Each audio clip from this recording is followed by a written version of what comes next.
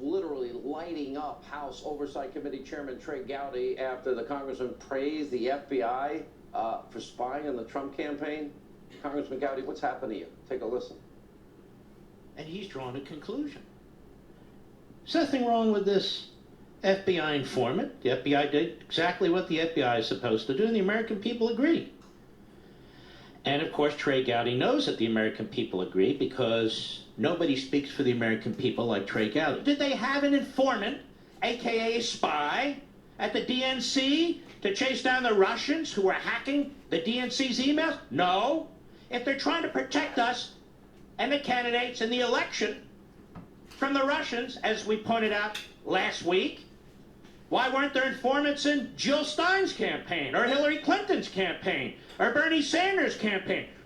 Boom, checkmate. Here with us, Deputy Assistant to the President, Fox News National Security Strategist Sebastian Gorka, former Secret Service agent, NRA contributor Dan Bongino, author. Next month, July, coming, The Russian Hoax, the illicit scheme to clear Hillary Clinton and frame Donald Trump. We know him as Fox News legal analyst Greg Jarrett.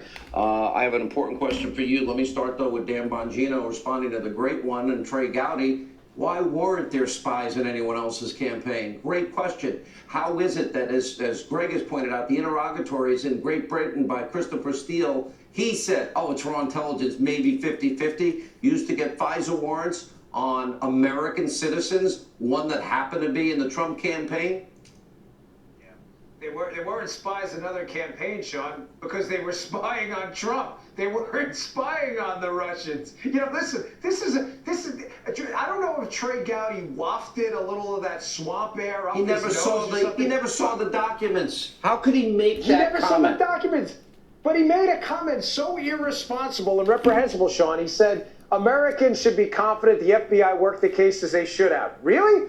Then why'd they hide the case from congressional oversight? They hid it. This is all out there for anyone to see for 8 months when they were supposed to brief them quarterly, while they simultaneously, Sean, leaked the existence of the case to the New York Times and then leaked later the conversation about Mike Flynn to the Washington Post. Everything That's the New York FBI Times way? No, it's not. Everything the New York Times is reporting is now boomerang, even within their own reports. You know, they just revealing, you know, like spies, the information that they don't mean to reveal. Dr. Gorka, let me ask you about this McCabe secret memo that I talked about. Again, I think that is now backfiring on them as well. Absolutely. It's the ultimate boomerang, all of this. Look at that video of Ben Rhodes, and then you will understand everything. The night of the election, Ben Rhodes, the master of lying, has no words to explain the loss of Hillary Clinton. This is why they were doing what they were doing. She had to win at all costs. That's why an intelligence asset, whatever you want to call it, was put into the Trump campaign. And let's not argue about whether it's a spy or an informant, because that's irrelevant. Sean, we need to know one answer to one question. Why was the operation started? We still don't know. An Australian ambassador, a professor in the UK, now a Maltese professor in Rome. It stinks to high heaven. And Trey Gowdy, we know so much read the documents. Look at what I said this about is Martha outrageous. Stewart. The fix is in for Hillary. She didn't obstruct justice, but Martha Stewart did. Okay, do we have equal justice under the law? Look at unmasking. Look at surveillance. Look at leaking intelligence. Fixing Hillary campaign. You know, FISA abuse. All of this is, you know, it's rotting from the head down, and the FBI rank and file are going to expose it. This dovetails nicely, this whole McCabe memo, and first of all, the president could fire Comey because he didn't like the color of his socks. He doesn't need a reason. But when you add that to what John Solomon is now, he is saying, FBI documents, bring it right to the Obama administration. Absolutely. And I've seen more than I can say. Peter Strzok sent a text message to his mistress, Lisa Page, on August 5th. He had just signed the documents opening the Trump-Russia collusion case. And in that text, he says, the White House is running this. The chronology of events tells you what happened. So we're going to see Peter Strzok memo, the guy that wrote the exoneration of Hillary Right. before the investigation, Signed the papers. The guy over the that Trump investigation. immediately ran over to And Great says Britain. the White House is running this. What does that mean? President Obama White House. Of course, it meant President Obama, who's being briefed all the time by John Brennan, the CIA director, who is the instigator of the phony dossier. Another big reveal by the New York Times they didn't mean.